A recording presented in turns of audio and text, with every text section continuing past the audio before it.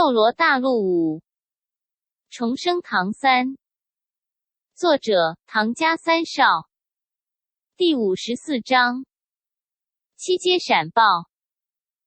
难怪他们敢违背祖庭规则，攻入风狼镇之中。难道风狼族真的有族人猎杀爆妖脉的诱饵？对此，风狼镇大祭司还真是有点怀疑。他首先怀疑的对象就在身下，因为他很清楚自己身下这位一直在为了突破5阶进入6阶而努力，但因为自身的血脉强度不够，屡屡失败。对此，他一直极其愤怒。只有达到6阶，才有可能被征调进入嘉里城。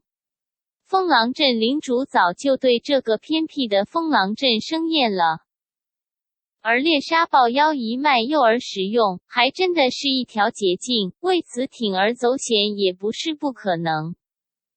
事实上，就算是祖庭明令禁止，偷猎爆妖一脉诱饵的现象也没有全部消失。风狼镇领主有些躁动不安地发出一声声低吼：“大祭司，我没有。”大祭司抬头看向闪灵：“你可有什么证据？”闪灵低吼道：“我已经在风狼镇感受到了我族血脉的存在，还需要别的证据吗？我的血脉已经达到祖脉强度，对于本族之人有强烈的感应，你身为祭司难道不懂？”风狼镇大祭司听到闪灵这么说，心往下沉，他知道对方说的很可能是真的。如果不是在风狼镇之中发现了内爆族诱饵的气息，对方恐怕不会贸然出手。毕竟这是足以影响到两族的大事。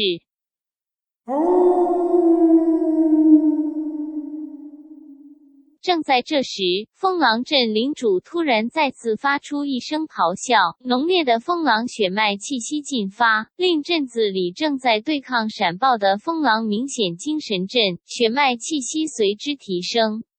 风狼镇领主张大嘴巴，一道风刃朝着闪灵喷射而出。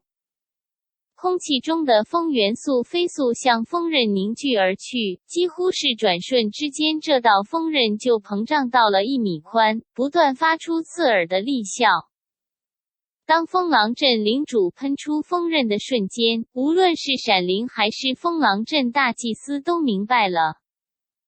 虽然风狼镇领主没有承认是他抓了闪爆诱饵，但从他的反应来看，显然就是他做的啊。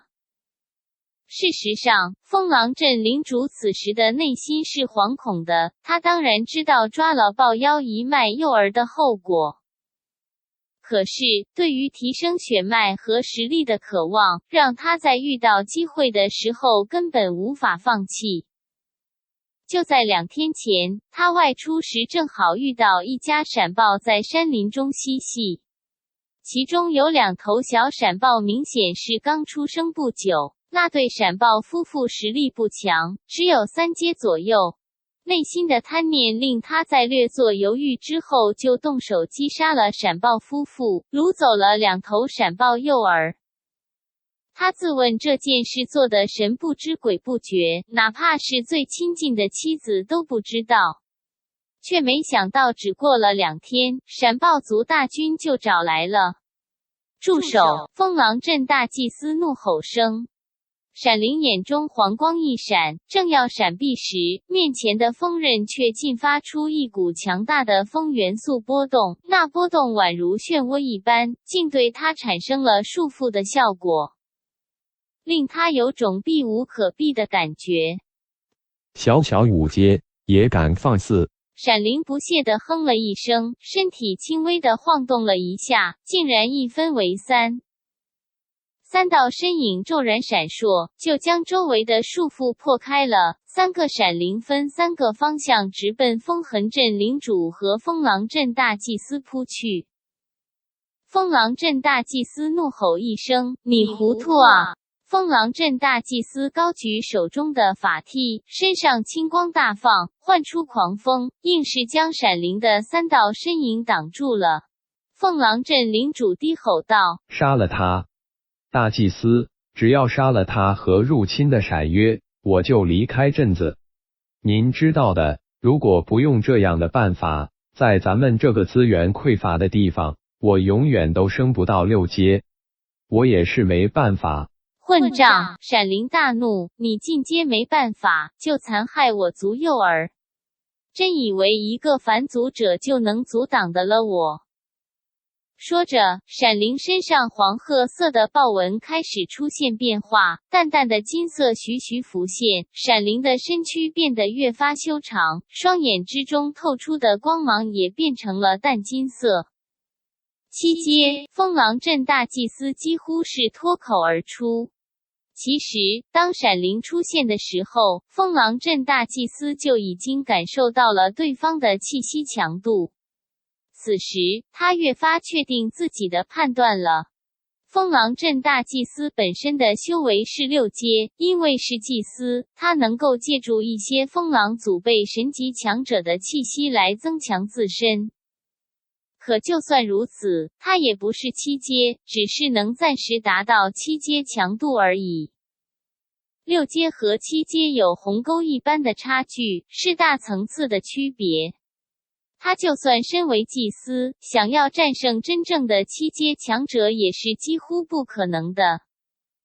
除非风狼镇领主达到了6阶，他才有可能使用秘法将风狼镇领主也暂时提升到7阶，然后与他共同对抗7阶强者，或许有一线机会。闪灵没有再开口，强烈的仇恨驱使他直接扑向了风狼镇大祭司和风狼镇领主这对组合。一时之间，3大强者在空中大战起来。一道强烈的青光以及对祖先的呼唤不断加在风狼镇大祭司和风狼镇领主身上。他们身下不远处的风狼镇祭坛上，有淡淡的青光升腾缭绕，不断带给他们力量。这里毕竟是风狼镇，对他们来说算是主场作战。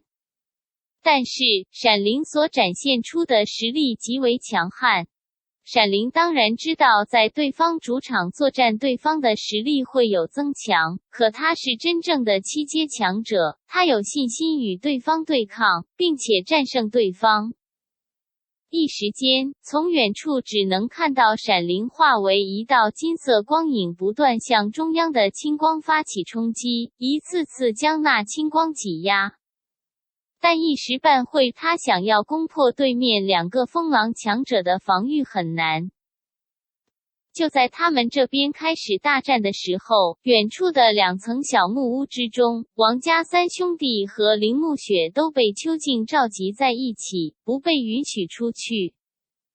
王岩峰和唐三一直待在2楼，只要他们打开窗户，就能看到远处的战斗。闪豹冲入的方向正如当初虎面人所说的那样，没有丝毫偏差。按照约定，300息之后，唐三就要离开这里。唐三，王岩峰看向他。唐三恭敬地向王岩峰行了一礼，对这位在他来到这个世界后第一次带给他家庭温暖的老师，唐三内心之中是充满敬意的。老师，我要走了，您和师母多多保重，在方便的时候，我一定会回来看你们的。唐三轻声说道。你现在就要走，不是说300息之后吗？王岩峰惊讶地说道。唐三道，您放心吧，应该没事的。来的闪豹数量不少，您没发现好多风狼都已经去前线了吗？现在后方基本没有什么风狼了，应该不会有人发现我。按照救赎那人所说，不久之后，闪豹就能攻入镇子里。等到那时候，我反而不方便走。我不如早点离开，见机行事，我的能力您还不放心吗？王岩峰略微犹豫了一下，还是点了点头，道：你一定要小心。等到了嘉里城，你有时间的时候就去找鬼鬼，他会把你平安的消息传递给我好的。老师，那我走了。唐三走上前，拥抱了一下王延峰，然后以外露窗而出。他在空中灵巧第一个翻转，在风元素的辅助之下，飘落到院外。